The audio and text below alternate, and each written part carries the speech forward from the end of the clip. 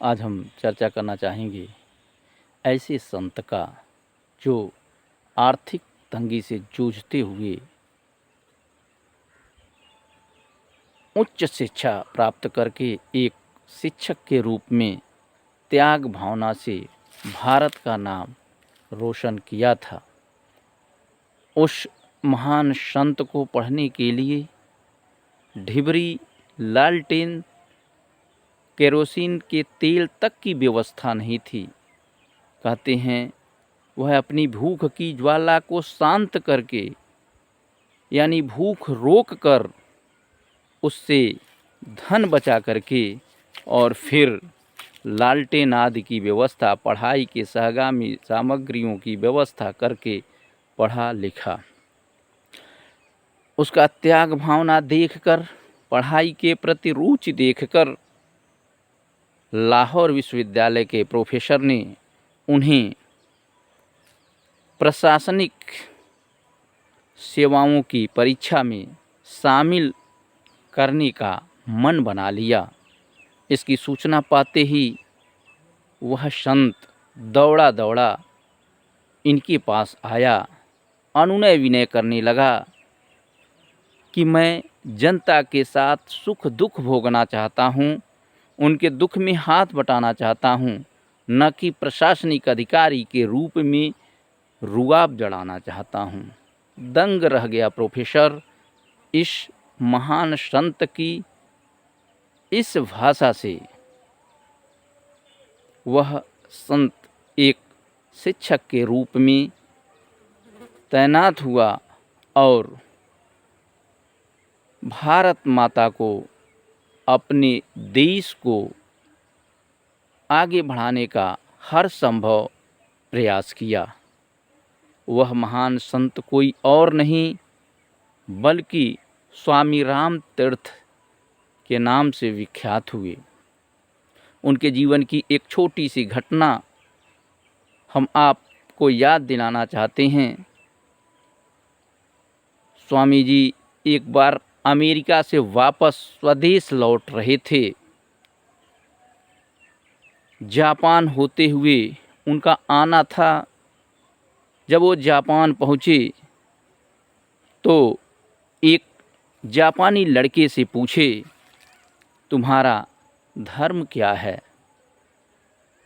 उस लड़के का जवाब था, बौद्ध धर्म।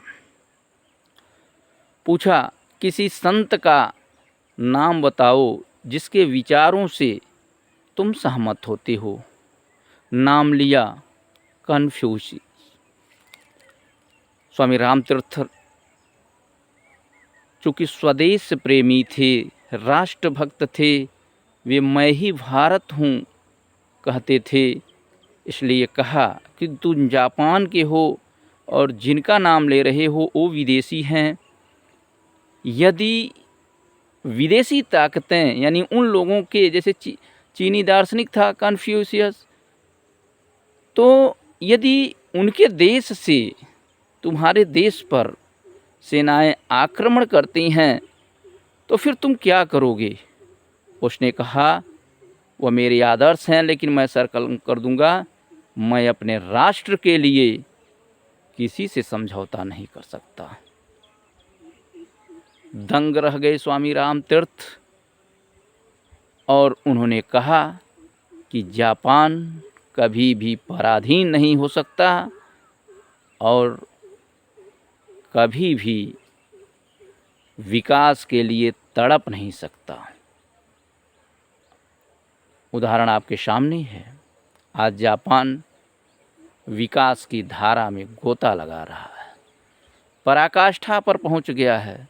आज हम कोई भी सामान खरीदते हैं, जब हमें ये पता चलता है कि ये सामान जापानी है तो हमको विश्वास हो जाता है कि यह सामान अच्छा होगा।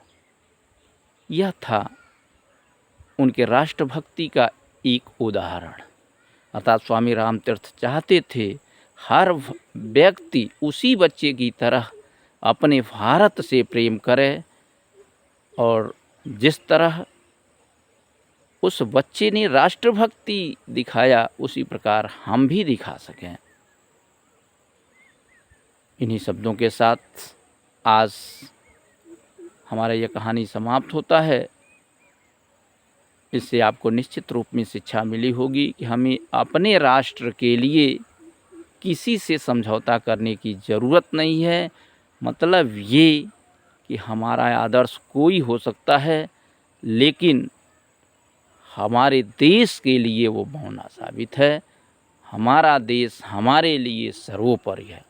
धन्यवाद।